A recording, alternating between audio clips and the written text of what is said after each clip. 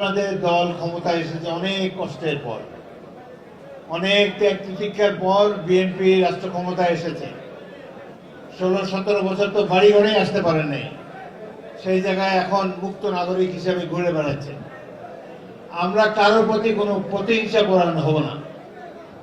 আওয়ামী লীগ অনেক অত্যাচার, নিপীড়ন, জোর জুলুম, খুন গুম সবকিছু করেছে, কিন্তু আমরা এর প্রতিশোধ নেব না, কারণ এটা জিয়াউর রহমানের দল। আমরা ভদ্র নিরীহ মানুষ, ইহকাল পরকালে বিশ্বাস করি। কারো উপরে অন্যায় বা প্রতিশোধমূলক আচরণ আপনারা করবেন না।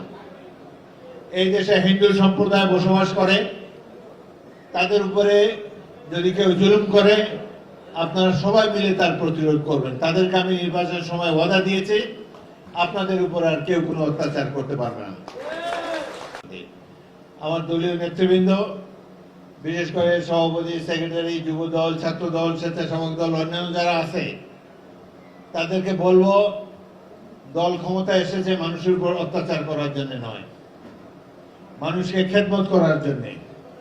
শহীদ রাষ্ট্রপতি জিয়াউর রহমান যেভাবে জীবন কাটিয়ে গিয়েছেন, যেভাবে রাষ্ট্র পরিচালনা করেছেন, তাকে অনুসরণ করে সৎ মানুষের দল হিসাবে বিএনপি বেঁচে থাকবে, এটাই আপনাদের সকলের কাছে কামনা রইল। কোনো অন্যায় অবিচার করবেন না। গরিব মানুষকে জমি দেওয়ার কথা আমি বলেছি। কোন ভূমিহীন গরিব মানুষ যদি দেখেন যে আপনাকে কেউ জমি থেকে উৎখাত করে দিচ্ছে, কেউ আপনার কাছে অন্যায়ভাবে টাকা দাবি করছে, চাঁদাবাজি করছে, পুলিশকে জানাবেন। পুলিশ ব্যবস্থা না নিলে আমাকে জানাবেন। যত ব্যস্তই থাকি, চাঁদাবাজি কাউকে করতে দেব না, লালমোহনে এবং তজুমুদ্দিনে।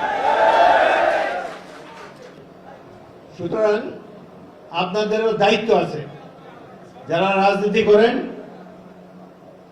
ভালোভাবে জীবন আচরণ করেন। জামাত ইসলামী আমার বিরুদ্ধে নির্বাচন করেছে, কিন্তু সংসদে দেখি তারা খুবই ডিসিপ্লিন। তারা পাশের লোকের সাথে কথা বলে না, নিয়ম কানুন মেনে চলে, ভদ্র আচরণ তাদের। আগেও বিরোধী দল দেখেছি আমি, 7টা সংসদ দেখলাম, এরা অনেক ভদ্র। শুধু একসময় আমাদের মিত্র ছিল, এখন ক্ষমতায় যাওয়ার আশা হয়েছে, সেজন্য বিরোধী দল করছে। সকলের সাথে সদ্ভাব রেখে চলেন। বাংলাদেশে যেখানে যাই হোক, লালমোহন তজুমুদ্দিন যেন শান্তির দ্বীপ হিসাবে গড়ে ওঠে, এটাই আপনাদের কাছে কামনা। অন্য দল করার কারণে, এমনকি আওয়ামী লীগ করার কারণেও কারোর প্রতি খড়াগ্রস্ত হবেন না, কারোর সাথে খারাপ ব্যবহার করবেন না।